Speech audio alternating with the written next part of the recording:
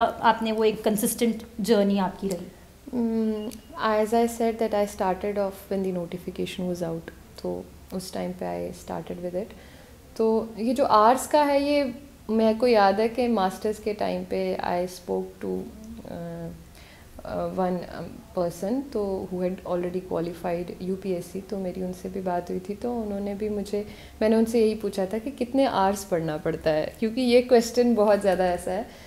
तो I remember his response. उन्होंने कहा था कि आपको ये क्वेश्चन नहीं पूछना चाहिए कितने आवर्स पढ़ना पड़ता है. व्हाट मैटर्स इज़ आप क्या पढ़ रहे हो, आप कितना उसको ग्रास्प कर पा रहे हो. आवर्स का उससे कुछ नहीं. आप 3 घंटे भी किताब खोल कर रख सकते हो और आपको आखिर में उसका जो नतीजा है आपको शायद एक पैराग्राफ ही मुश्किल से समझ आएगा. तो आर्ट्स का जो है वो तो टोटली मैं बोलती हूँ इररेलेवेंट है यहाँ पर. जितना जो मैंने भी अपनी जर्नी में एक्सपीरियंस किया है, and I would tell everybody to follow that if they find it feasible, के टारगेट सेट कर लीजिए कि आज के दिन में मुझे इतना पढ़ना है. अगर वो आप 2 घंटे में भी कंप्लीट कर रहे हैं, गुड इनफ. अगर उसको आपको 8 घंटे भी लग रहे हैं तो 8 घंटे दीजिए, क्योंकि आप अपने सिलेबस को जो है टारगेट्स में डिवाइड कर दें, डेज़ में डिवाइड कर दें. मैंने जैसे किया था डेज़ में, फिर मेरा होता था इस वीक में मेरा इतना पोर्शन कंप्लीट होना चाहिए. तो उस तरह से टारगेट्स होने चाहिए हमारे. आवर्स कितने लग रहे हैं तो वो नहीं मैटर करता. ये बहुत इंपॉर्टेंट जो टिप है एस्पायरेंट्स के लिए कि आवर्स मैटर नहीं करते, क्योंकि मोस्टली जब से मैंने भी ये चैनल शुरू किया है हर एग्ज़ाम के लिए आवर्स ही पूछे जाते हैं कि आप बस आवर्स डिफाइन कर दो. उसमें हम quality over quantity is what basically she wants to say. तो इसके साथ अब थोड़ा सा पर्सनल हम हो जाते हैं, क्योंकि हमने बहुत प्रोफेशनल बातें कर ली हैं फॉर अ ब्रेक. तो जब हम कोई सक्सेसफुल होता है यूजुअली हम ऐसे करते हैं कि entire credit goes to you, but क्योंकि ये आपकी जर्नी है और इसमें आपके फैमिली और फ्रेंड्स ने भी बहुत कंट्रीब्यूट किया होगा, तो आप उसके बारे में क्या कहना चाहते हैं कि उनका कंट्रीब्यूशन कैसा था, और कोई आपके रोल मॉडल फैमिली में या फ्रेंड्स में कोई बहुत मेजर सपोर्ट, सो दैट क्योंकि हम लिटरेचर के स्टूडेंट्स हैं तो एक पर्सनल टच आ जाए आपकी जर्नी को सुनने वालों के लिए भी. हाँ, तो ये जैसे कि पहले भी मैंने कहा कि ये जर्नी बहुत टीडियस होती है. इसमें there are moments when you feel very low, when you feel कि नहीं मुझसे नहीं हो पाएगा, नहीं. और हमारा मेंस का रिज़ल्ट काफ़ी लेट आया था. It took approx 8 months. तो वो बहुत ही बीच में you feel very depressed, you feel कि नहीं होने वाला, मेरे से कुछ नहीं होने वाला, मैं छोड़ दूँ सब कुछ. तो ऐसे टाइम पे फैमिली का, फ्रेंड्स का सपोर्ट बहुत बहुत मायने रखता है. मेरे केस में भी मेरी फैमिली का सपोर्ट था कि जब भी मैंने सोचा कि शायद नहीं हो पाएगा या नहीं, मैं बीच में ऐसे भी मोमेंट्स आए जब मुझे लगा कि I was good with research, मेरा वहाँ पर ज्वाइन किया होता मैंने पहले ही कर लेना था, तो ऐसे ही इसमें इतना टाइम ले रहा है, पता नहीं इसका रिज़ल्ट क्या होगा. तो ऐसे में आपके पेरेंट्स, आपकी फैमिली बहुत सपोर्ट उनका मैटर करता है, क्योंकि they make you realise that you have something to fall back on. कि कोई बात नहीं, अगर नहीं भी हुआ तो कोई बात नहीं, this is what life is all about. मिलेगा नहीं मिलेगा कोई बात नहीं, देयर आर मल्टीपल एवेन्यूज़, और ये नहीं हुआ इससे बेहतर होगा. तो मतलब मेरे पापा और मम्मा का मुझे आज भी याद है, जब भी उनसे बात की तो उन्होंने कहा हुआ गुड इनफ, नहीं हुआ इससे बेहतर होगा. इस चीज़ की this is not the end of the world.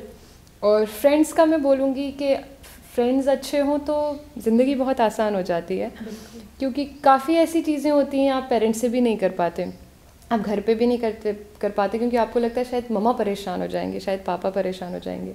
तो ऐसे में फ्रेंड्स बहुत मैटर करते हैं. मेरी बेस्ट फ्रेंड है Sonali Arora, she has also cracked this. तो उसका मैं बोलूँगी कि क्योंकि हम सेम जर्नी में थे, तो उसको कुछ होता था तो वो मुझे कॉल कर देती थी, मुझे कुछ होता था यार मुझे लगता है नहीं हो पाएगा, तो वो एक दूसरे को मोटिवेशन देना.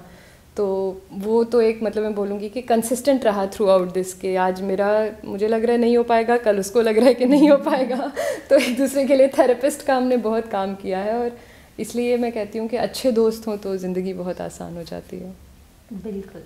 तो इसी से हमारा नेक्स्ट क्वेश्चन है, क्योंकि ये जर्नी इतनी टीडियस है तो सबको एडवर्सिटी फेस करनी ही पड़ती है इस जर्नी में. राइट. तो आप उसके साथ डील करने के लिए, क्योंकि नोट्स और गाइडेंस और कोचिंग तो अवेलेबल है, लेकिन एडवर्सिटी के साथ शायद सबके पास इतने अच्छे दोस्त भी ना हो, तो कोई टिप्स हैं जो आप बच्चों को देना चाहेंगे, क्योंकि I know people who have been in this process for 8-7 years and they are not being able to succeed, या उनको अब शायद कॉन्फिडेंस इशू भी हो जाए इतने टाइम से स्ट्रगल करने के बाद. तो एडवर्सिटी में आप क्या उनको टिप्स दे सकती हैं? देखिए ये एग्ज़ाम बहुत, इसका नेचर बहुत अनप्रडिक्टेबल है, रेट ऑफ एब्जॉर्प्शन बहुत कम है और लोगों का जुनून बना हुआ है, पैशन है, सालों से इसके पीछे हैं। तो उनके लिए मैं यही कहना चाहूँगी कि अगर आप इतने डिटरमाइंड हैं इसको करने के लिए तो ये हो जाएगा। इतना ऐसा नहीं है कि नहीं हो सकता, जिनका होता है वो आसमान से नहीं उतर कर आते। कल कुछ दिन पहले की बात है, हम भी वैसे ही बैठे हुए थे कि नहीं होगा, अल्हम्दुलिल्लाह फर्स्ट अटेम्प्ट में हो गया, बट नहीं भी हो सकता था।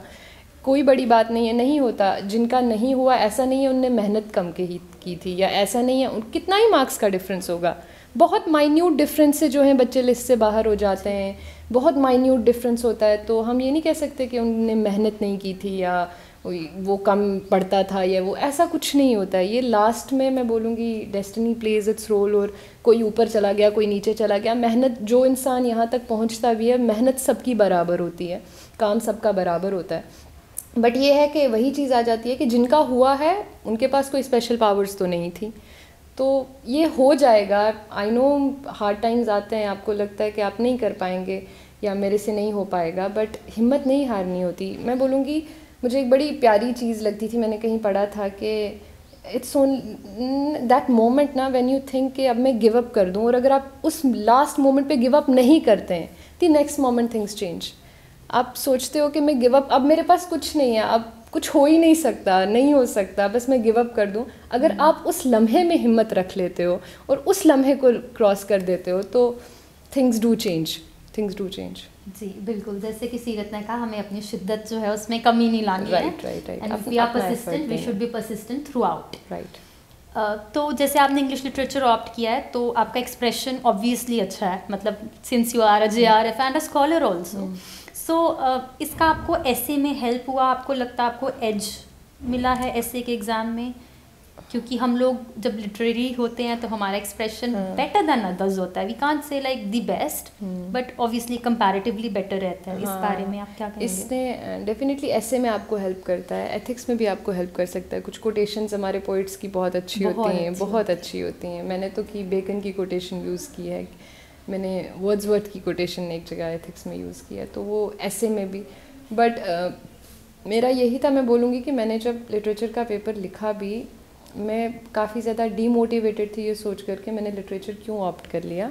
मे बी मेरा वो नहीं, अगर आज मैं दोबारा लिखने बैठूँ वो पेपर तो मैं बहुत बेहतरीन तरीके से लिखूँगी, क्योंकि मुझे अब ये पता है कि अगर आप लिख कर आओ, आप अच्छे से करके आओ तो मार्क्स मिलते हैं। अदरवाइज़ वो था परसेप्शन के नहीं मिलते।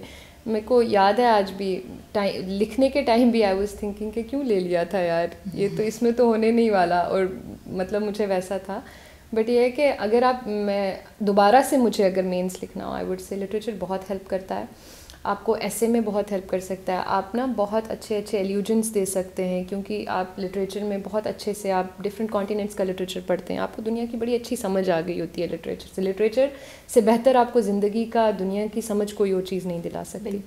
तो आप उन चीज़ों को यूज़ कर सकते हैं। वो जो एनेक्डोट्स होते हैं ना, वो बहुत काम के होते हैं। मैं कह रही हूँ ना, अगर मेरे को दोबारा लिखना हो तो मैं बड़ा अच्छा उनका यूज़ करूँगी। जब मैंने लिखा है तब मैंने बड़ा हाफ हार्टेडली लिखा है। तो आप एथिक्स में यूज़ कर सकते हैं, आप ऐसे में बड़े अच्छे तरीके से यूज़ कर सकते हैं।